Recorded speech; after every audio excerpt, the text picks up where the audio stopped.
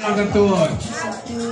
Kung ayaw nyo magsapatos, ay pag nakapaa para mas madali. Ang tuhod lang. Kailangan pantay-pantay sa tuhod. Oo. Hindi, kailangan yung Tapos, suotin eh. ilagay ang, pag nakalagay na sa tuhod, ilagay ang kamay sa taas ng ulo o sa bewa. Either one, side back po. Okay, pag sabi kong go, paakitin nyo yan, suotin nyo yan, paakitin nyo hanggang bewa.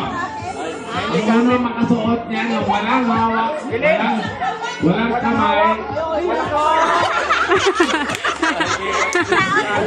Tilin! Kasi kayo may gaso damo at musto. Tilin!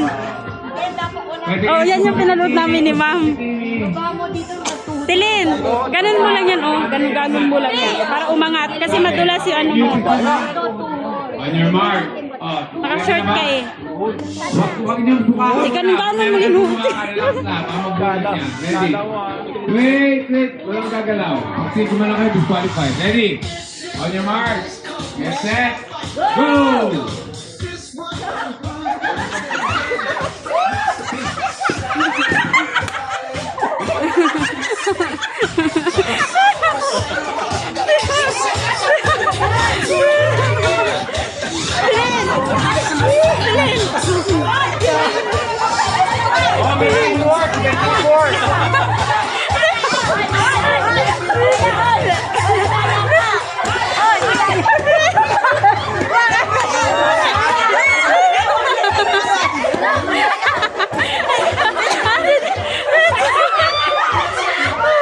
Ano? Ganun malapit na. Ang galing ni ate. Ang galing ni ano. Malapit na yun. Ate Ros, dali! Sige! Ganyan! Tama yan, te! Walang hihika sa sa'yo eh. Kaya nyo, biga.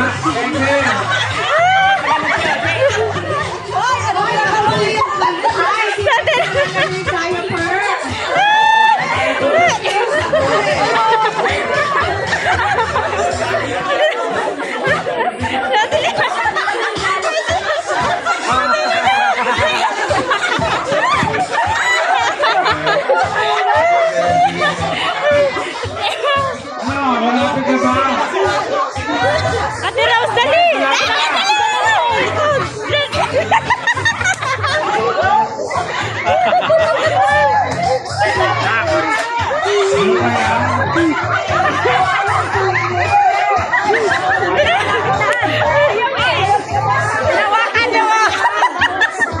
Hoy, si Rem, malapit na si Rem!